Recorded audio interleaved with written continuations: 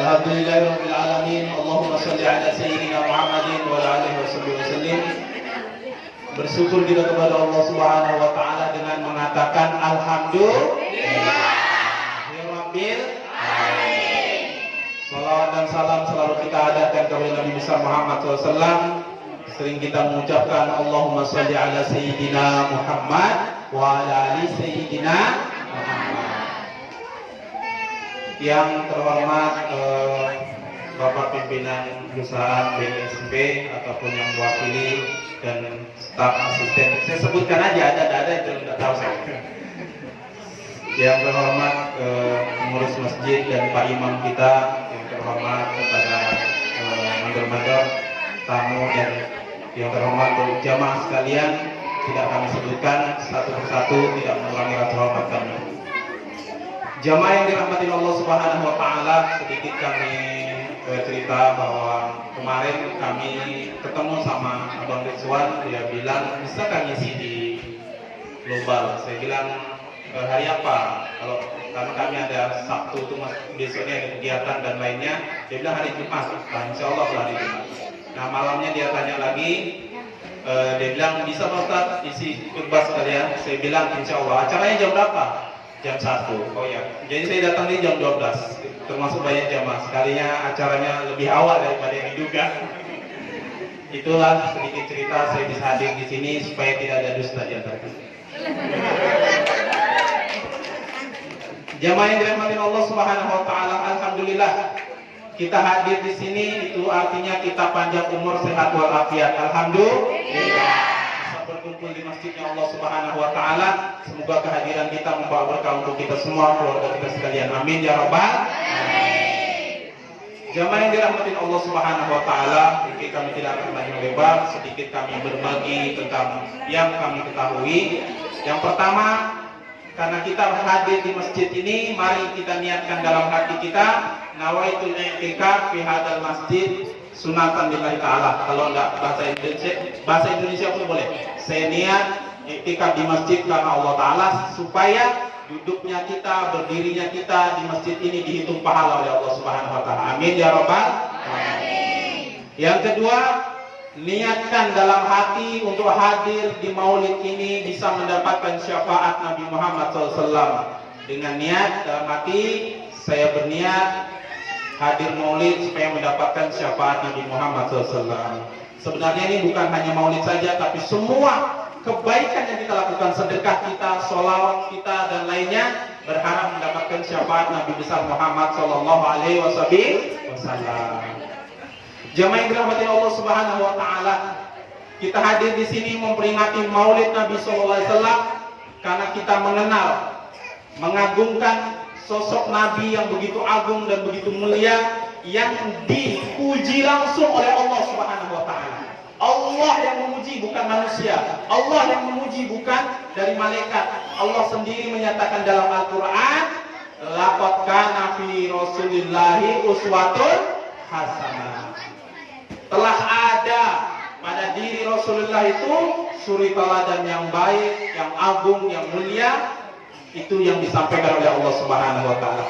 Bahkan bukan hanya itu, di dalam hadis riwayat Ahmad dituliskan bahwa maktub indal babil jannati la ilaha illallah Muhammad Rasulullah qabla azal samawati wal ardh.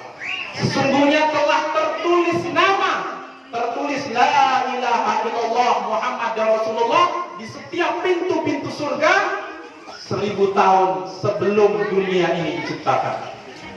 Nama Nabi Muhammad sudah ditulis di surga, dunia ini belum ada. Nama Nabi Muhammad sudah ditulis di surga, padahal belum ada orang tuanya. Yang tahu orang tuanya hanya Allah, yang tahu ayahnya hanya Allah, yang tahu di mana dilahirkan Nabi Muhammad hanya Allah. Tapi nama Nabi Muhammad sudah ditulis di pintu surga. Begitu mulia Nabi Muhammad sallallahu alaihi wasallam.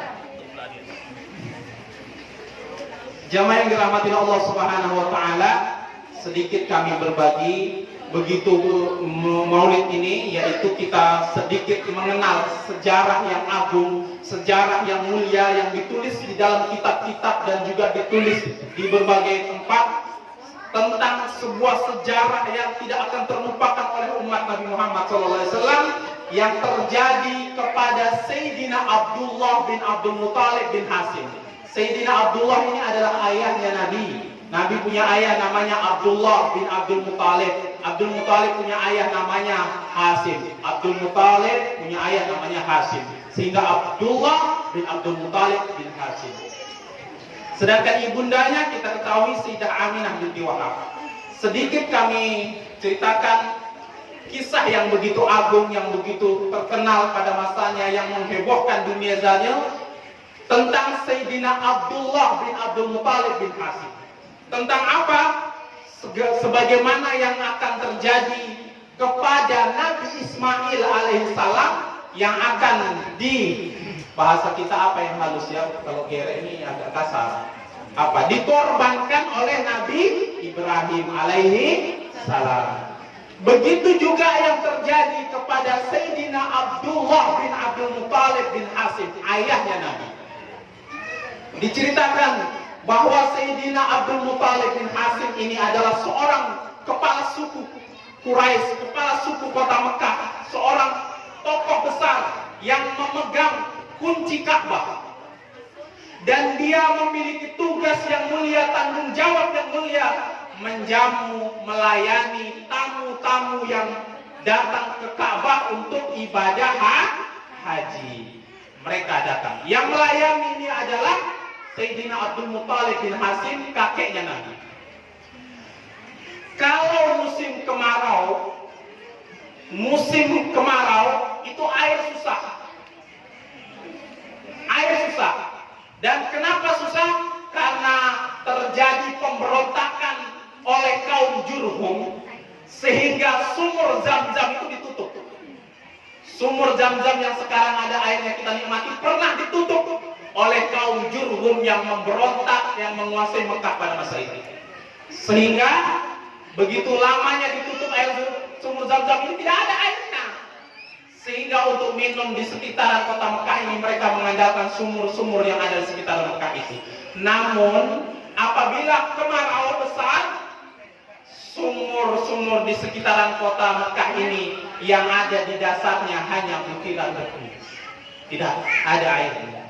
Maka Sayyidina Abdul Muthalib bin Hashim, kakeknya Nabi, berinisiatif mengundang semua tokoh-tokoh, kepala suku, kepala adat, masyarakat, tokoh besar Mekah. Bagaimana caranya solusi agar kita bisa memiliki air untuk memberi minum tamu jamaah haji. Jamaah yang dirahmati Allah Subhanahu wa taala, maka beberapa ide muncul, termasuk mengatakan bagaimana kalau kita cari sumur Zam-Zam kembali supaya kita bisa mendapatkan air. Maka berdoalah Sayyidina Abdul Muthalib bin Hashim, kakeknya Nabi, di depan Ka'bah, ya Allah, mudahan bisa menemukan sumur Zam-Zam. Dia berdoa, akhirnya dia tertidur di sore hari itu dan bermimpi didatangi oleh seseorang yang menggunakan serban putih dan lainnya, menunjukkan di mana letak sumur Zam-Zam. Ada yang mengatakan ini malaikat, ada yang mengatakan itu Nabi Ismail. Sehingga ditunjuklah satu tempat, di situ ada berkas darah dan juga burung yang lalu lalang di situ, dan kanan kirinya ada patung besar. Pada masa itu mereka banyak menyimpan patung di daerah Ka'bah karena mereka banyak yang menyembah patung, yaitu patung Lata dan patung Uzza. Sebelum datangnya Islam itu banyak patung mereka simpan di situ. Sehingga apa? Terbangun Sayyidina Abdul Muthalib bin Hashim, kakeknya Nabi. Kemudian dia umumkan kepada masyarakat bahwa di sini saya ditunjukkan bahwa sumur Zam-Zam ada di sini. Dia tidak jauh dari Ka'bah, di sebelah sana sedikit ya. Kalau yang pernah pergi naik haji tahu tempatnya. Disitulah ditunjuk bahwa di situ sumur Zam-Zam. Tapi masyarakat Mekah tidak ada yang setuju. Kenapa? Karena di antara patung besar Lata dan Uzza ini, kenapa ada bekas-bekas darah? Karena di situ tempat mereka mengorbankan onta-onta mereka untuk persembahan kepada patung Lata dan Uzza. Mereka tidak mau digali tempat itu karena mereka tempat berkorban, menyerahkan hewan kurban mereka di tempat itu. Mereka semua menolak, tapi Sayyidina Abdul Muthalib bin Hashim dengan ilmunya, dengan alimnya mengatakan, sesungguhnya air ini untuk kepentingan kita bersama. Izinkanlah saya untuk tetap menggali. Maka dengan sedikit terpaksa Sayyidina Abdul Muthalib bin Hashim, kakeknya Nabi, menggali. Kakeknya Nabi pada masa itu hanya memiliki anak baru, ya, bukan hanya, baru memiliki anak satu, Sayyidina Abbas. Anaknya satu, anaknya yang menemaninya, dan dia menggali sumur Zam-Zam itu kembali. Tapi masih banyak aja masyarakat Mekah yang tidak setuju. Dalam hati Sayyidina Abdul Muthalib bin Hashim, seandainya Allah beri saya anak yang banyak, maka tentunya akan banyak yang membantu saya menggali sumur Zam-Zam ini. Tapi berita tentang penggalian tempat itu yang ada patung ini, beritanya makin luas sehingga makin banyak masyarakat datang, masyarakat Mekah datang dan membawa, ada yang membawa senjata, ada yang membawa panah dan menyerang, bukan menyerang, maksudnya menanyakan kepada Sayyidina Abdul Muthalib bin Hashim, kami tidak setuju di sini digali sumur Zam-Zam. Maka di sini tempat kami menyembelih kurban, di sini tempat kami menyembelih unta kami untuk kurban. Maka Sayyidina Abdul Muthalib bin Hashim dengan suaranya lantang dan juga dengan wibawa yang mengatakan, demi Allah, saya berjanji, kalau Allah memberikan saya 10 orang anak, satu akan saya sembelih di sini.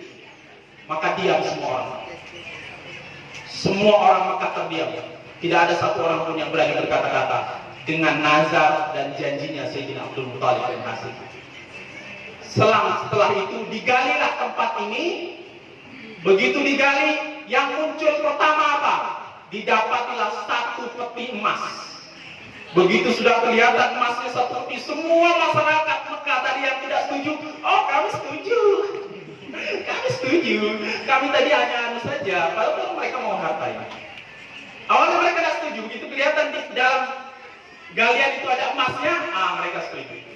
Yang pertama emas, yang kedua diangkat itu emas, ada alat perang, ada perisai, baju perang, senjata dan lainnya.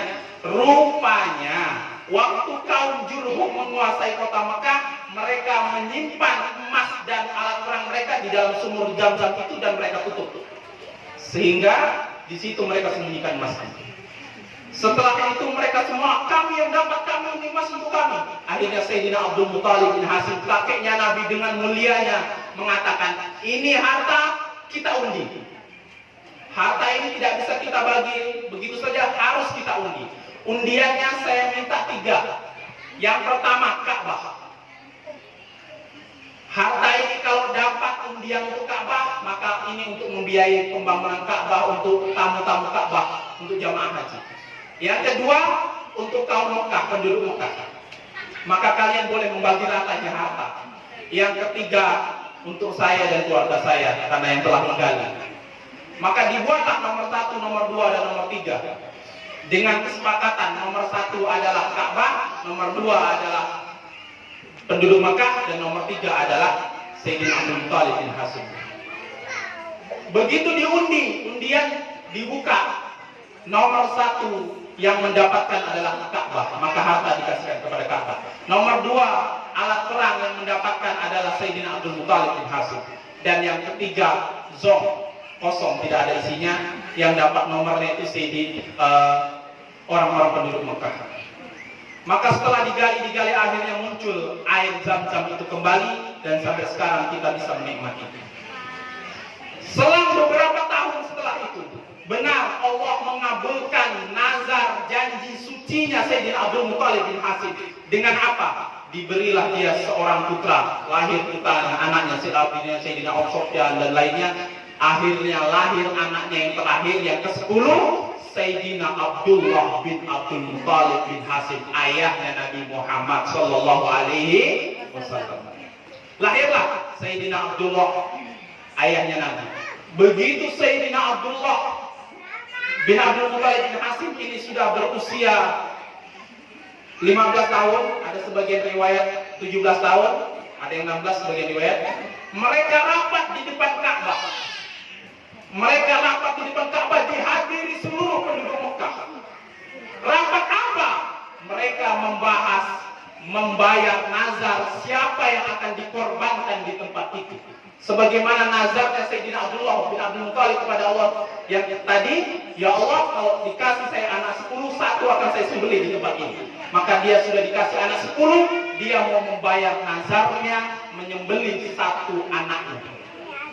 Maka mereka rapat di depan Ka'bah, 10 orang anaknya, dan Abdullah bin Abdul Muthalib adalah anak yang terakhir hadir.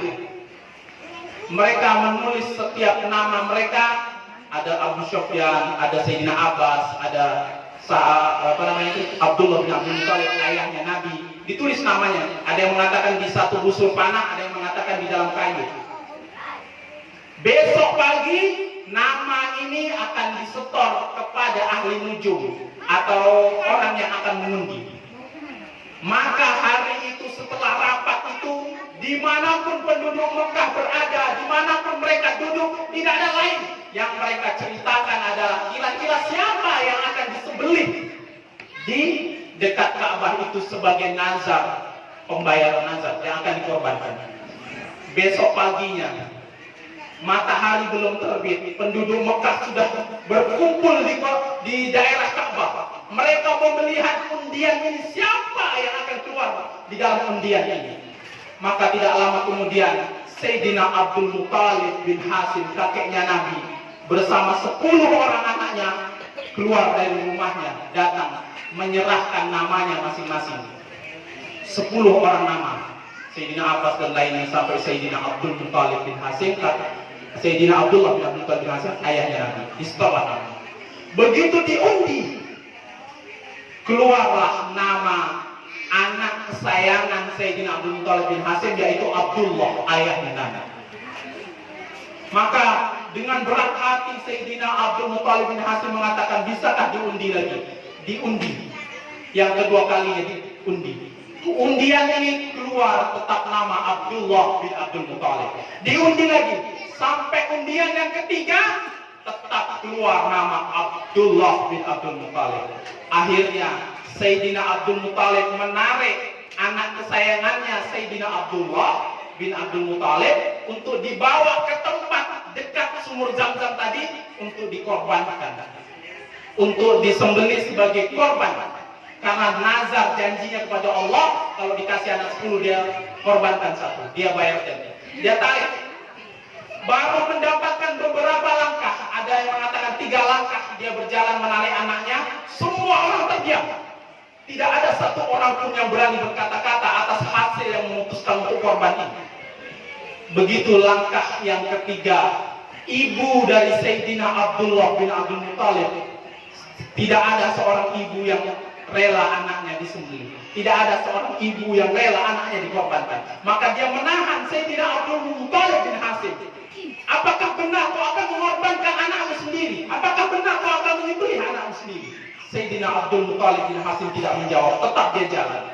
Di langkah yang ketujuh, datang keluarga daripada paman-paman atau keluarga daripada ibunya tadi menahan Sayyidina Abdul Muthalib dan menahan juga pisaunya yang akan digunakan untuk menyembelih. Pamannya mengatakan, pamannya Sayyidina Abdullah bin Abdul Muthalib mengatakan, kalaulah nyawa ini bisa ditebus dengan harta, kami akan kumpulkan harta supaya dia tidak digeret, supaya dia tidak dikorbankan. Kalaupun ada apapun yang bisa, kami akan kumpulkan, kami akan bantu supaya ini anak tidak dikorbankan. Maka tersadar Sayyidina Abdul Muthalib bin Hasim bahwa rupanya ada, siapa tahu ada jalan yang lain agar tidak disembelih anaknya. Jamaah yang dirahmati Allah Subhanahu wa taala, akhirnya mereka kembali ke dekat Ka'bah, musyawarah, rapat kembali dengan ahli nujum. Ahli nujum itu mengatakan, sesungguhnya saya mengenal ada ahli nujum yang lebih hebat daripada saya, lebih baik daripada saya di kota Yastrib. Kalau dulu namanya Yastrib, bukan Madinah. Silakan pergi ke sana, cari solusi, siapa tahu di sana dia punya solusi untuk masalah ini. Maka setelah itu mereka langsung berangkat. Panasnya matahari, debu yang begitu banyak tidak dihiraukan demi mendapatkan solusi agar Sayyidina Abdullah bin Abdul Muthalib tidak dikorbankan. Begitu sampai di sana, orang mengatakan ahli nujum itu sedang berada di kampung sana. Mereka langsung pergi ke sana. Sampai di sana diceritakanlah masalahnya, bahwa dulu saya punya anak satu, saya bernazar kepada Allah, kalau Allah kasih anak 10, saya akan sembelih 1 orang, dan hari ini sudah kami undi dari 10 anak saya, Sayyidina Abdullah bin Abdul Muttalib inilah yang saya undi, yang untuk disembelih. Adakah solusi yang bisa kau kasih untuk kami? Jamaah yang dirahmati Allah Subhanahu wa taala. Ahli nujum ini menjawab, besok pagi kalian datang lagi ke sini, malam ini saya akan berdoa, bermunajat kepada Allah, semoga Allah kasih petunjuk kepada saya. Maka mereka malam itu istirahat di situ. Besok paginya belum terbit matahari, Sayyidina Abdul Muttalib bin Hasim dan keluarganya sudah ada di depan rumah.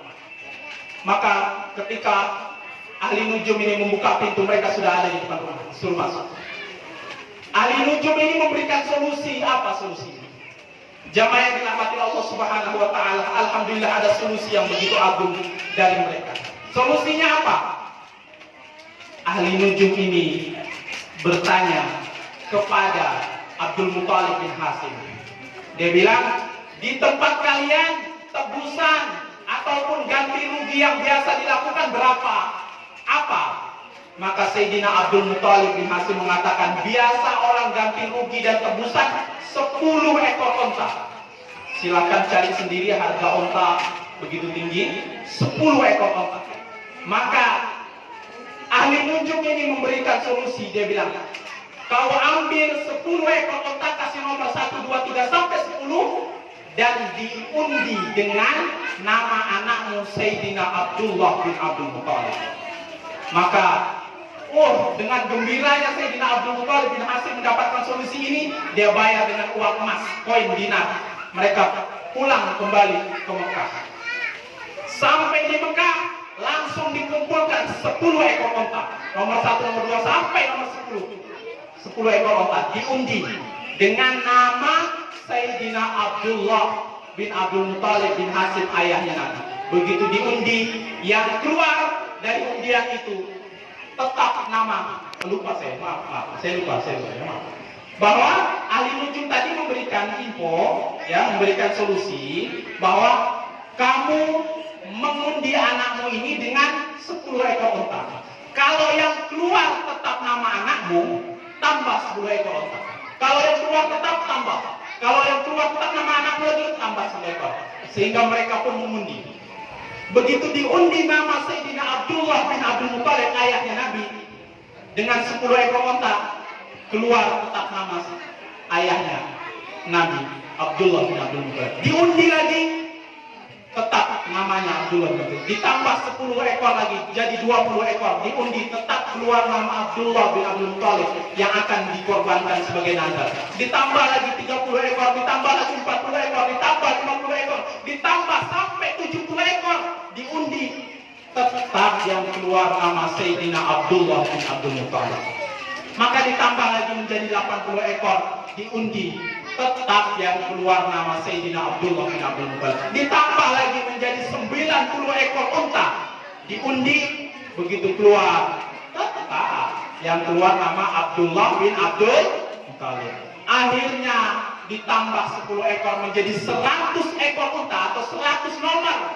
Diundi, barulah keluar nomor daripada unta itu salah satunya. Artinya Sayyidina Abdullah bin Abdul Muttalib bebas daripada pengorbanan. Sayyidina Abdul Muttalib bin Hasim, kakeknya Nabi, belum puas dengan hasil ini. Dia minta, saya minta diundi 3 kali. Kalau memang yang keluar tetap nomor daripada nomor unta, saya bergembira. Tapi kalau masih keluar nama anak saya, masih kita akan tambahkan saya. Diundi 3 kali, yang keluar nomor daripada nomor unta itu, terbebaslah Sayyidina Abdullah bin Abdul Muttalib daripada korban itu, sehingga selamatlah Sayyidina Abdullah bin Abdul Muttalib itu. Dan Sayyidina Abdul Muttalib, kakeknya Nabi, mengatakan, demi Allah, saya tidak jadi mengorbankan anak saya, dan gembira 100 ekor onta ini saya korbankan, silahkan disembelih, dagingnya silahkan dibagi untuk seluruh penduduk Mekah. Mereka semua menyambut dengan gembira dengan menyembelih 100 ekor unta. Jamaah yang dirahmati Allah Subhanahu wa taala. Maka setelah itu Sayyidina Abdul Muttalib bin Hasim dinikahkan dengan Siti Aminah. setelah menikah dengan Siti Aminah, lahirlah Sayyidina wa Maulana Nabi Muhammad sallallahu alaihi wasallam. Jamaah yang dirahmati Allah Subhanahu wa taala, gimana? Terus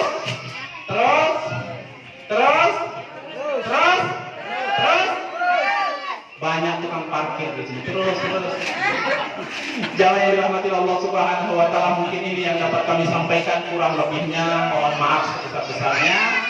Semoga kita selalu panjang umur, sehat walafiat, dimudahkan urusan kita, diberkahi keluarga kita, amin ya rabbal alamin. Allahumma musta'an. Wassalamualaikum warahmatullahi wabarakatuh.